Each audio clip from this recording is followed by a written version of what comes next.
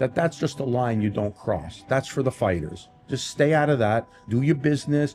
Shocking Parker team just attacked Russ Anber backstage, leaving Usyk's respected coach shaken and furious. This was no accident. It was jealousy in its rawest form. Parker's camp exposed their insecurity, proving they've lost control before even stepping in the ring. Negotiate, train your fighters, do everything you have to do, but don't go to the don't overstep that line of talking to the fighters, because... And Russ Anber himself made sure to call out this cowardly behavior straight away. Russ Anber was fuming, and rightly so, calling Parker's camp cowardly after that disgraceful backstage attack. Instead of matching a sick skill inside the ropes, they chose cheap shots outside of it. That's not strength, it's weakness hiding behind aggression. You know, I don't know what a better word for it is, but cowardly, because you know that they can't do anything about it to you. And your fighter is the one who's going to have to pay for your talk. And I don't think that's right. And he didn't stop there, blasting them further for their disgusting lack of respect. Russ Anber reminded everyone that Usyk earned his place with skill and victories, while Parker's camp resorted to ugly behavior backstage. It shows the difference. One man builds legacy through the ring, the other lashes out through jealousy and disrespect. He wins. Roll the dice again, put him in. Then the huge win over Joshua 3 times, like you said. He earned it. Even pundits couldn't ignore the chaos, weighing in on Parker's team's shameful conduct. Even Simon Jordan showed interest in the fight, but the real talking point remains Parker's camp losing control backstage. Instead of hyping their fighter, they created chaos, shifting the spotlight to their disgraceful actions against Usyk's coach. It's a fight that I'll be watching. I'll be there obviously on the night, but if I wasn't there, what have you made of the antics? I would be watching it. What have you made of the antics? And respected voices in boxing kept calling out the lack of respect Parker's side displayed. Johnny Nelson made it clear what Parker's team did was outright disrespectful. Attacking Russ Anber, a veteran coach, was more than physical. It insulted everyone who respects the sport. It showed Parker's camp had no class, only frustration and jealousy. When he mentioned it in the last press conference, I thought, why is that just slid on the radar? Why does nobody make a big deal of that? It was a class touch, That's man. a massive touch. Yeah. And so all of the promoters, all of them, all of the promoters that are out there, and all of the guys that have got the big bucks, and they're on the top of the card, and the fight starts falling through. And more analysts kept adding fuel, questioning why Parker's team chose chaos over professionalism. Adam Smith admitted these things happen in boxing, but even he couldn't condone Parker's camp attacking Russ Anber. Yes, the fight business thrives on drama, but there's a line and Parker's side crossed it, turning hype into ugly desperation. Big for the casual fans.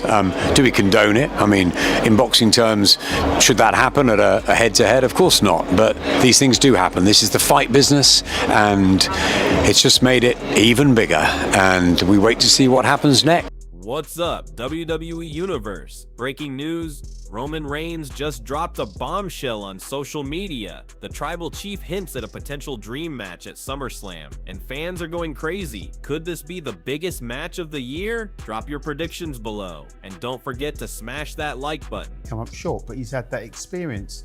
There isn't anybody on Conor Benn's resume that you could even suggest has been anywhere near of that sort of caliber of boxer, and he knows his way around the ring. So Anthony Joshua summed it up perfectly. Yes, both fighters are skilled, but what Parker's camp did backstage was a disgrace. It's one thing to compete in the ring, it's another to drag the sport into chaos by attacking Russ Anber. AJ knows better than anyone the discipline required at the top level, and he could see this was beyond the line. Parker's team exposed themselves as insecure and desperate, turning what should have been professional build-up into scandal. When champions call it disgraceful, you know it's serious. But when they're both skilled and talented, there's not much difference in weight. It's just who wants to win. Watching that. Derek Chisora didn't mince his words.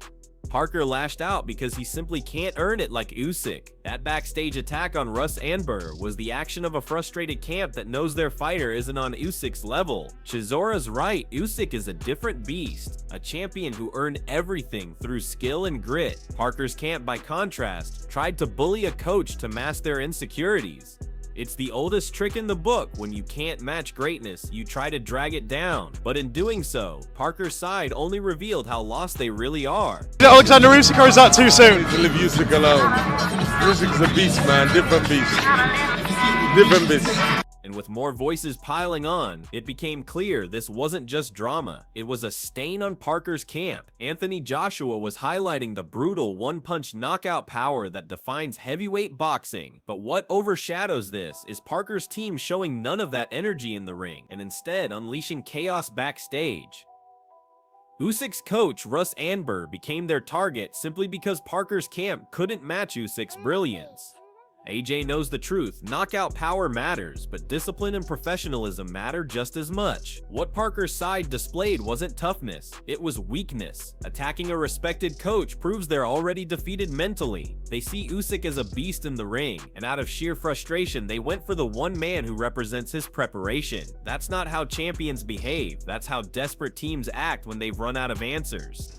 I can't, just off the top of my head, those are guys that I mentioned that he's hit with one shot and knocked him out. So you can see he carries that one punch knockout power, and as we know, that's what it takes in the heavyweight division. Amir Khan was talking about patience, development, and the right time to face the elite, but Parker's team showed they don't understand patience or discipline. Instead of respecting the sport's natural order, they created chaos by attacking Russ Anber backstage. Khan's words about letting fighters grow slowly highlight a key point. True champions build their legacy step by step like Usyk did. Parker, however, seems to want shortcuts, and when those shortcuts don't exist, his camp lashes out. That attack wasn't just wrong, it was proof that they can't handle the pressure of being in Usyk's shadow. While Khan preaches maturity, Parker's team displayed immaturity at its peak. They looked like amateurs in a professional sport, and every outburst like this drags Parker further from greatness. You don't want to rush him. You want to take it easy. You want to take it slow. Don't rush him. Let him enjoy. He's still 20 years old.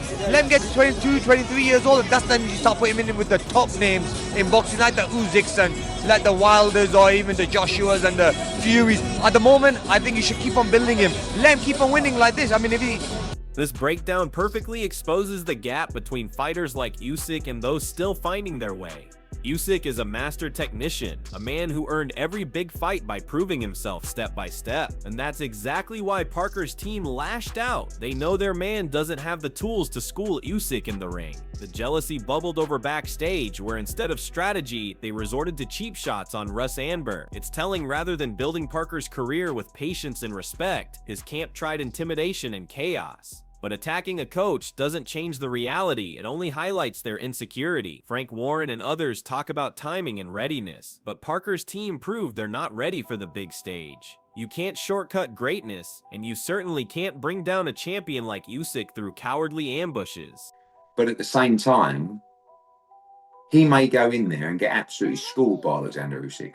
Or he might knock him out, I don't know. But I, personally, at 20, you know, you got to get it right. And Frank, like I said, Frank knows what he's doing. And I think I'd be very surprised if they took that kind of test. Yeah.